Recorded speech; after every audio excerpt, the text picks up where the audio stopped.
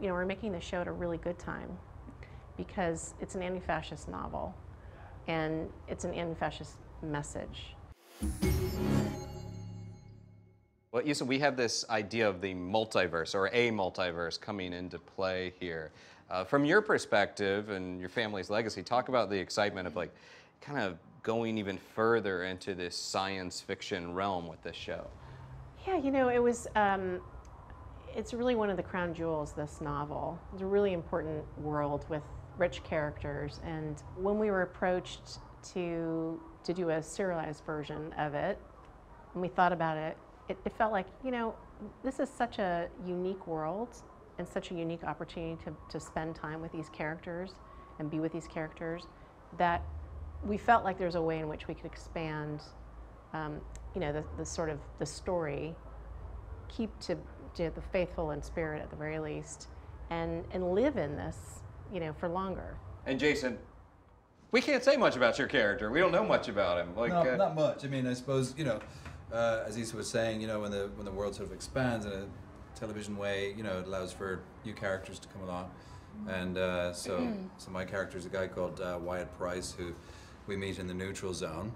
We're not quite sure where his allegiances lie or what his backstory is, and that mystery hopefully helps with some of the intrigue in the early episodes. And we're going to see a lot more of him as season 3 progresses. Jason's character brings such great new energy. It's like just an infusion into the show of something that I think we've needed, but we love. I mean, it's just a whole different.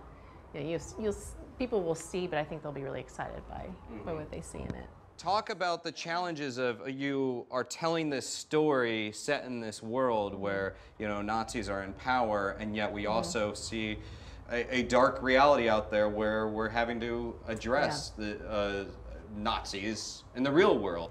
In a weird way, I think the show, we're making the show at a really good time because it's an anti-fascist novel and it's an anti-fascist message.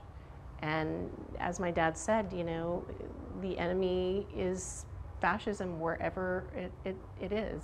And that was 40 years ago. I mean, I don't think you would have ever imagined, nor would we, that we would be seeing out Nazis, protesting in the streets. And, but it is what it is. And I'd rather have them see them out and know who they are and, not pretend to be anything else, because now we know what we're dealing with. But for this generation today, the context of it is sometimes lost.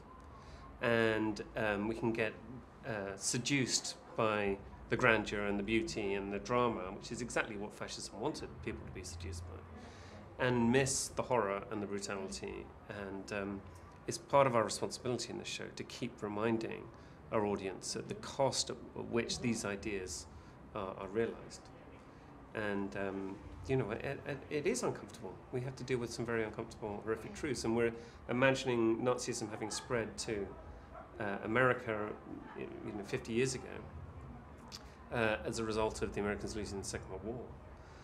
And that possibility, and Philip K. Dick was really reminding us all the time that fascism doesn't go away. It lies in the shadows, it lies in wait, and it can always come back, and it's always an aspect of humanity that we have to guard ourselves against.